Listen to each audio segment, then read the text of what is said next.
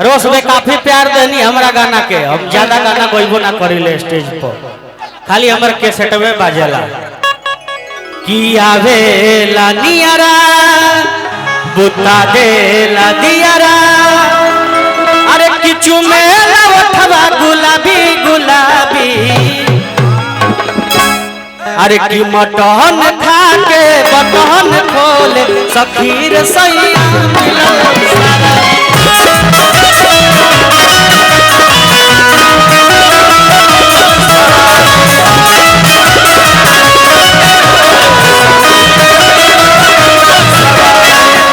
स्टेजवा के थोड़ा सा रह दिए।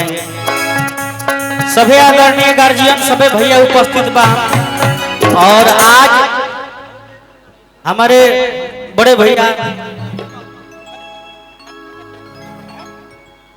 सभी कोई बा, सबके हमारे प्रणाम बा। आप सब प्यार देहनी गाना के।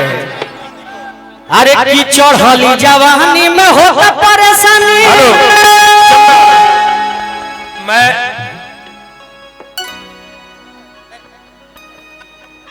बड़े भैया हमारा अजीतानंद भैया के चरण प्रणाम गोड़ लगता नहीं। अजीतानंद भैया जी और रितु सिंह जी आप आइए, आपका सम्मान होगा। और चंदन चंचल भाई का सम्मान हमारे मुखिया जी करेंगे।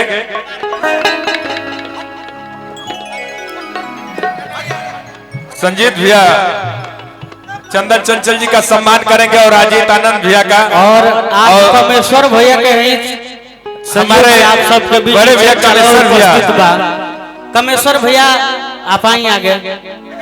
यहाँ के सहयोग से आप सबके बीच हम उपस्थित बानी। चाहे बड़े हो या गनवा कि भोरे भोरे फेंके जाता रहे गोबरा तो काला कोबरा देखनी।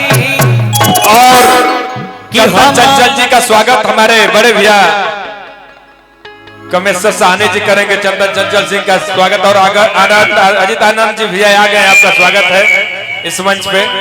और हमारे बड़े भैया अजीतानंद जी का स्वागत हमारे मुखिया जी करेंगे। संजीत जी, संजीत भैया ही कर रहे हैं।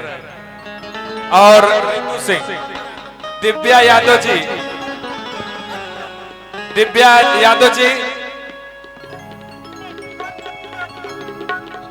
दिव्या यादव जी आप जहां कहीं भी हैं तो आइए मंच पे।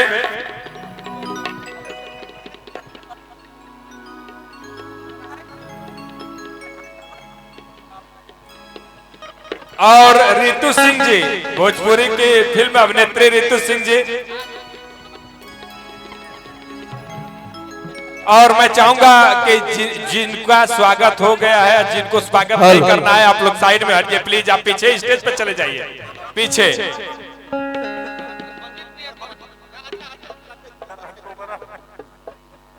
अच्छा जी आप आइए।